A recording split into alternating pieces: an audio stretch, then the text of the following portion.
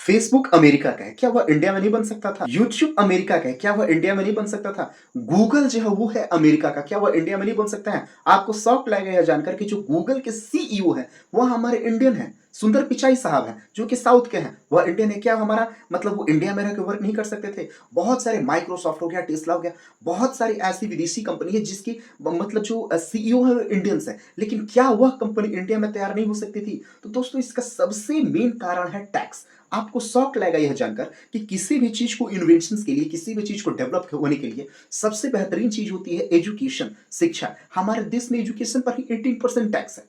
हमारे देश में अगर आप कोई रोजगार चालू भी कर रहे हो उस पर भी टैक्स है। हाँ, लॉस अगर हो रहा है तो वो आपकी प्रॉब्लम, उसके बारे में कोई नहीं जानता है।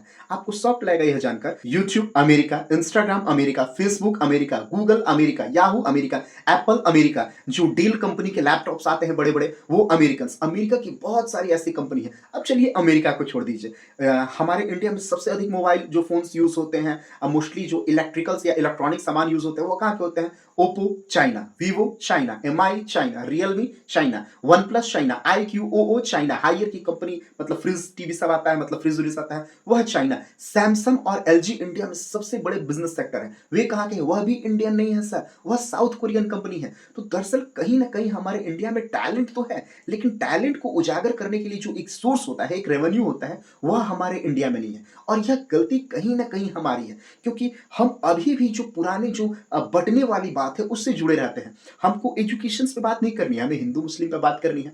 हमारे जो पॉलिटिशियंस हैं उनको इंफ्रास्ट्रक्चर हेल्थ केयर पे बात नहीं करनी है, उनको सिर्फ और सिर्फ मंदिर और मस्जिद में विवाद कराने पे बात करनी है, क्योंकि उनको वोट बैंक की आवश्यकता होती है और हम भी इससे जुड़े हुए होते हैं। दोस्तों कहीं ना कहीं अब समय आ गया है कि हम जो ये बेकार की चीजें हैं, हिंदू है, मुस्लिम है, मंदिर है, मस्जिद है, जाति है, धर्म है, कांग्रेस अच्छा कि बीजेपी अच्छा कि ये नेता अच्छा या वो नेता अच्छा, इन सब को छोड़ के अपने टैलेंट पे ध्यान दे, अपने इंफ्रास्ट्रक्चर पे ध्यान दे, अपने एजुकेशन पे ध्यान दे।